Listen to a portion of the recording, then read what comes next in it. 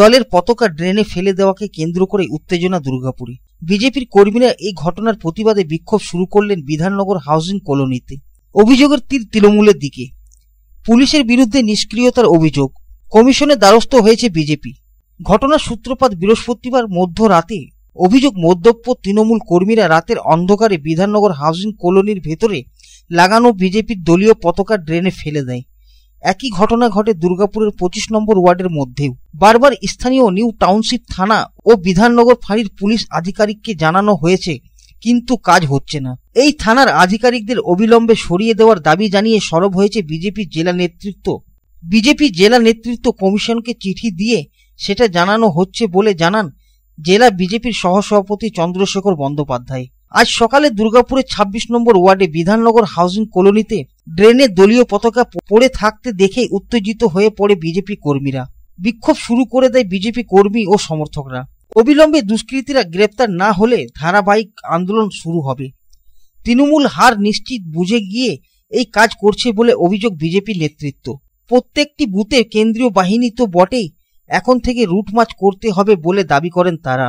কাল রাত্রের ঘটনা 26 নম্বর ওয়ার্ডে আমাদের দুর্গাপুর পূর্ব এনটিএস যে 3 নম্বর মণ্ডল, তার এখানে একটি কার্যালয় আছে।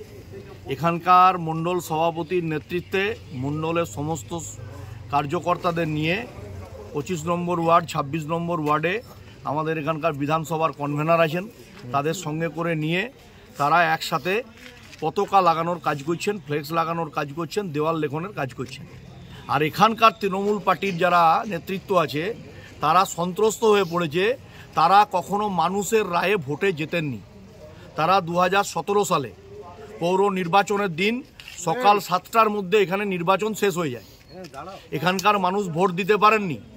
তো তারা যখন মানুষ ভোটাধিকার প্রয়োগের সুযোগ পায় তখন এখানকার যারা নেতৃত্ব তৃণমূল পার্টির তারা ভয়ে সন্ত্রস্ত হয়ে যায়।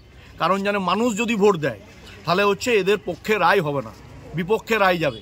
এই ভয় থেকে বিজেপি কর্মীদের ভীত সন্ত্রস্ত করার জন্য ঝান্ডা খুলে দেওয়া, ফ্লেক্স ছেড়ে দেওয়া, দেয়াল লেখন মুছে দেওয়া। দিলীপবাবু 25 নম্বর ওয়ার্ডে 4 চক্রে যোগ দিলে পরে সেখানে গিয়ে মহিলা পাঠিয়ে আক্রমণ করা।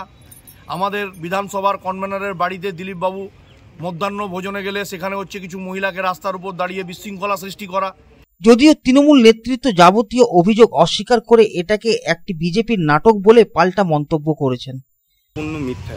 আপনারা ভালো করে জানেন, মিডিয়ার কাছে প্রমাণও আছে। দিলীপ ঘোষ যিনি এইবারে এখানে প্রার্থী হয়েছেন বর্ধমান দুর্গাপুর লোকসভায়, আপনারা পুরো দুর্গাপুর ঘুরলে কখনো বিজেপিকে সভা করতে দেখেছেন?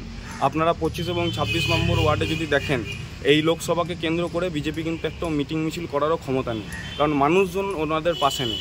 তাই তৃণমূল কংগ্রেসের এতটা দুরবস্থা হয়নি যে ওনাদের মতো একটা দলের পতাকাকে ছিঁড়ে দেবে বা পতাকাকে ফেলে দেবে। এটা সম্পূর্ণ ওরা নিজেদের লোক দিয়ে করাচ্ছেন, যাতে এইগুলো করানোর মধ্যে দিয়ে মানুষের মধ্যে একটা হাওয়া গরম করে রাখতে পারেন, নিউজের মধ্যে থাকতে পারেন, মানুষের কাছে কাছে গিয়ে যাতে বলতে পারেন, এর বাইরে অন্য কিছুই নয়। আর যে মানুষগুলো এই অভিযোগটা করছে, 2021-এর নির্বাচনের পর তারা নিজেরা ঘর ছেড়ে পালিয়ে গেছিল অন্য জায়গায়, কোনো ভীত সাব্যস্ত কোনো মানুষ করেনি, তারপরেও তারা পালিয়ে গেছিল, থানায় কেসও করেছিল, কিন্তু কেসের পর জানতে পেরেছিল যে কেউ ওনাদেরকে কিছু বলেনি, নিজেরাই নিজেদের ভয় পালিয়ে গেছিল। दुर्गापुर থেকে साधन रुजिर रिपोर्ट, पब्लिक टाइम्स।